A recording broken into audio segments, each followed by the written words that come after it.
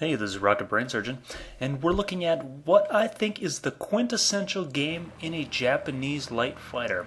Now, it's no secret that I prefer the boom and zoom style over the turn and burn style, but I'm trying out the Japanese planes in this patch just to give them a good and honest shot before release.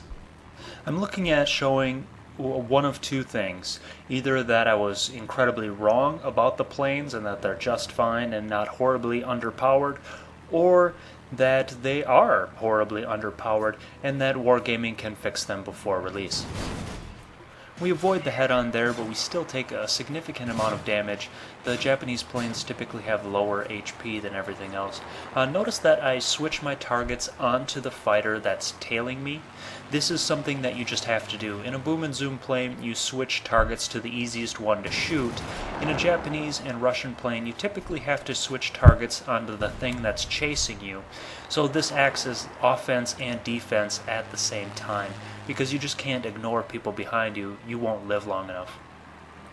If you notice, I'm flying significantly above the envelope where the plane likes to be. The upper limit, this is the A6M2, the Tier 5 Japanese plane. It likes to fly with a max altitude of about 1,500 meters, and we're about 2,000. I'm simply forced to take it up here, one, to encounter people to shoot, and two, altitude's always an advantage. The one thing that I have been surprised about with this patch is the performance of the Japanese planes at slightly higher altitude than previous. So I still turn much better than everything else in here, even though I'm in their performance envelope and I'm out of my performance envelope. If you don't know what I'm talking about, the vertical green meter just below the altitude indicator, that's your preferred altitude for your plane. A boom and zoom plane is going to be much higher, but the Japanese and Russian planes have it much lower in general. So let's talk about the game a little bit. So I'm putting in good work. My shooting isn't amazingly awesome, but I'm able to get a lot of gun time on targets. Now, the problem here, the X4FU in front of me, he went just out of range. The effective gun range on the A6M2 is about 400 meters. The lead indicator does light up at 800 meters, but you can't do any meaningful damage at that distance. So one of the things that I'm always afraid of in this plane is if someone breaks off in a straight line, they can quickly speed to 500 meters plus away from you, and then you really can't do any meaningful damage.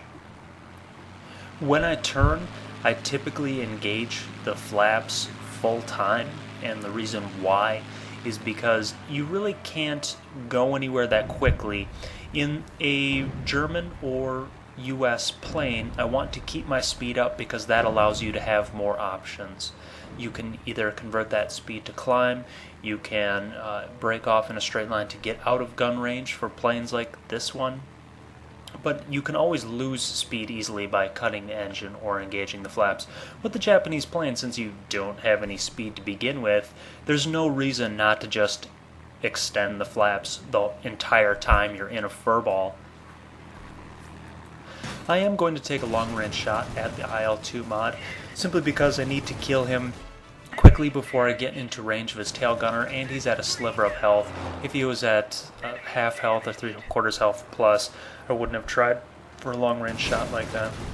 Now, so far in this game, I'm flying against a lot of German and US planes that vastly outclimb me, except they haven't been trying to outclimb me. They've been trying to outturn me, so they've been playing right into my hands. I mess up the camera angles a little bit here, and I'm not performing the maneuver that I want, but once I am, the BF-109E, look at how fast I'm able to turn the tables on him, and he's forced to stop pursuit of me. So we have 4 planes on their 2, and we have a supremacy advantage of 21 to 12. It looks like this should be pretty easy. However, we've wandered into their base. Now it's 4 on 1 with a Tier 4 plane to kill. The problem is, even though my opponents did exactly what I wanted them to do this game, they tried to outturn me. They never tried to out-climb me. Even this plane now, as he makes it a 2-on-1, he's not trying to climb to escape. He could quickly hit the boost there and be out of my gun range. But the anti-aircraft fire and his tail gunner take me down very, very quickly. I didn't run away and try to get a supremacy win, because in the US and German planes which I normally fly, tail gunners and anti-aircraft fire are just ignorable. So I just didn't expect to get shot down like that. The conclusion of the game I find very funny, where both planes kill each other at the same time, making it a draw. Hope you enjoyed. Happy hunting.